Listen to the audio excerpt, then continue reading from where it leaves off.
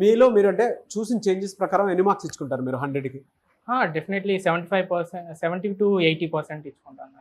మిగతా పర్సంటేజ్ రానందుకు అంటే ఎక్కడ మైనస్ అనుకుంటున్నారు? అంటే ఇంకా ఇంకా ప్రాక్టీస్ అనేది చేయాలి డెఫినెట్లీ. అండ్ ఇంకా ఇంకా డేటా స్ట్రక్చర్స్లో వాటిలలో కూడా కోడ్స్ని అనేది సాల్వ్ చేయడం ఇంకా బెటర్గా పర్ఫామ్ చేయాలనుకుంటున్నాను. ఇక్కడ 100% ప్లేస్మెంట్ సపోర్ట్ ఉంటుందని చెప్పేసి అంటుంటారు కదా, అది నిజమేనా? అది డెఫినెట్లీ. ఎందుకంటే ఎవ్రీ 2 డేస్కి 3 డేస్కి ఇలాంటి 1 వీక్లో ఎప్పుడో డెఫినెట్గా ఒక జాబ్ పోస్టింగ్ వెబ్సైట్లో మనకి ఒక జాబ్ అనేది కనిపిస్తుంది. డెఫినెట్గా మనం అప్లై చేసినప్పుడు దానికి అప్లై చేయగానే దానికి రిప్లై కూడా విత్ ఇన్ 2 డేస్ 3 డేస్లో స్క్రీనింగ్ ఎగ్జామ్ జరుగుతుంది.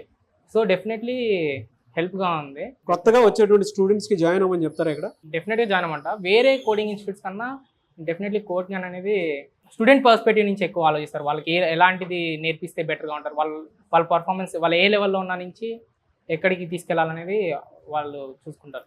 1 wordలో కోడింగ్ గురించి చెప్పండి, ఏం చెప్తారు? 1 wordలో చెప్పాలి అంటే ఇట్స్ ఎ డెస్టినేషన్. డెఫినెట్గా ఐటీ కంపెనీలోకి వెళ్ళాలనుకున్న వాళ్ళందరికీ ఇది డెస్టినేషన్గా ఉంటుంది. Very good, I wish you all the best. Thank you so much అండి.